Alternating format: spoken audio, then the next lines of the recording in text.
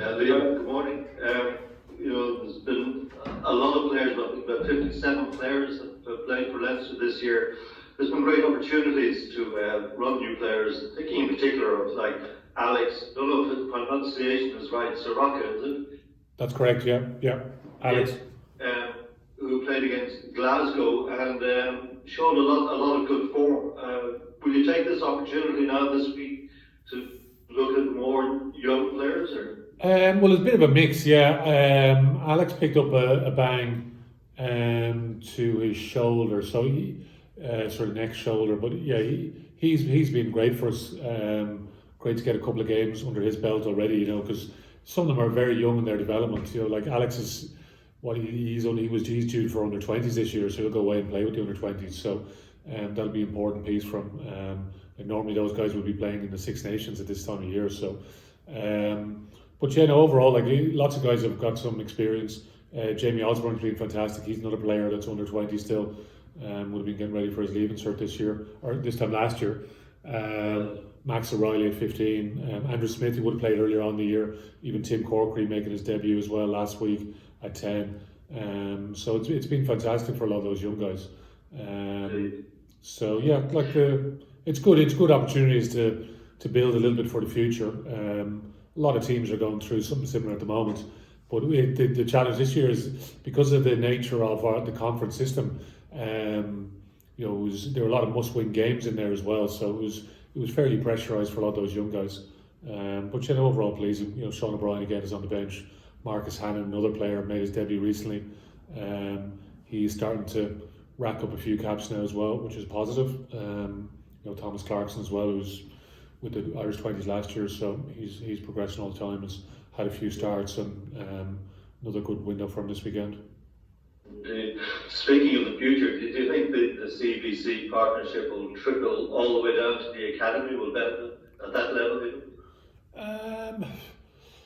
Well, it's probably the other way around for us. In terms of the way we would invest, it doesn't trickle down. That's the most important piece in many ways.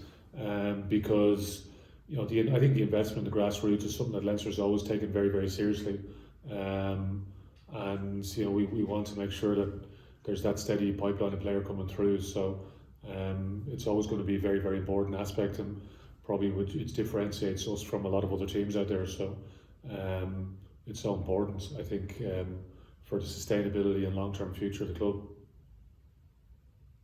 Thanks.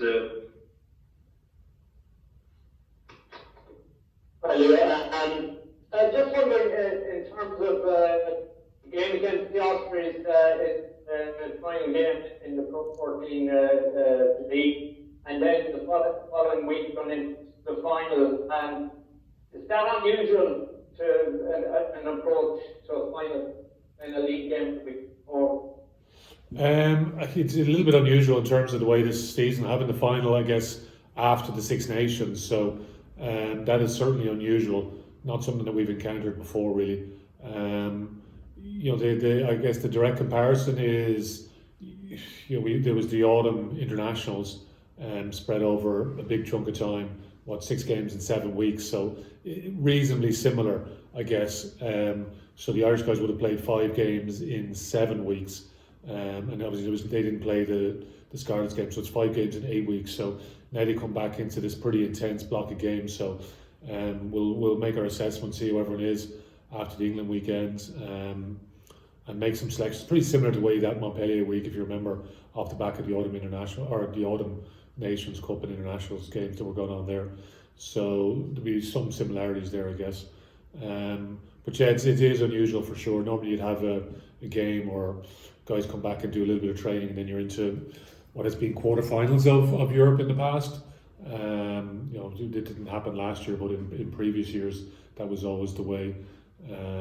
We're into a last 16 format, which will hopefully progresses into quarterfinals, but there's no guarantee, as we know, about any of this. So for next week, it's just trying to get everyone back together, see who everybody is, make some calls for the week. It's been a huge squad effort to get us to this point.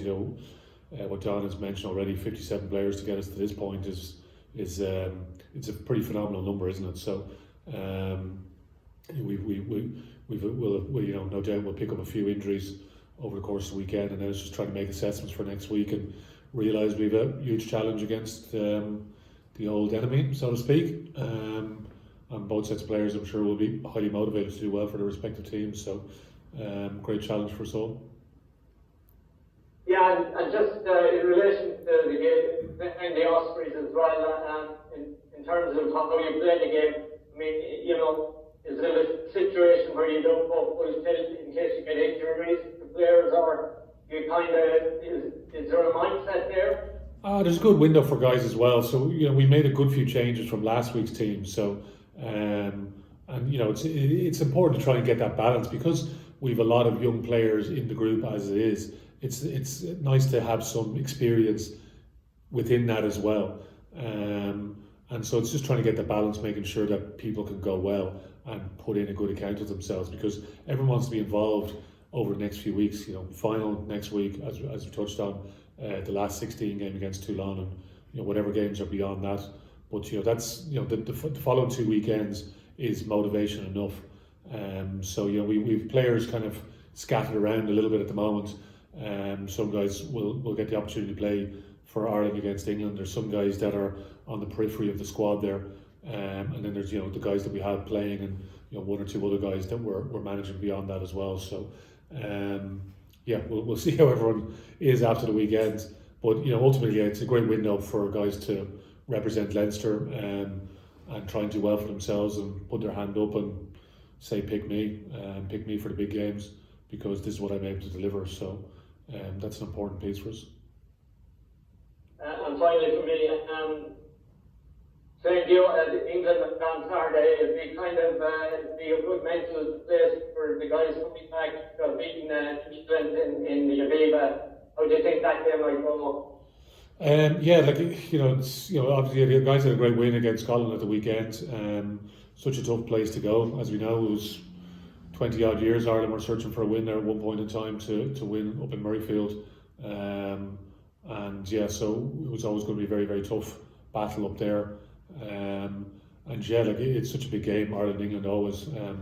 So many great memories myself of that fixture as a kid growing up, and you know, lucky enough to play in some of those games later on in my career as well. So they're fantastic occasions, and you know, great rivalry there. And you know, just, you know, touch base with a few of the guys this week, and I know they're all raring to go and excited about the challenge.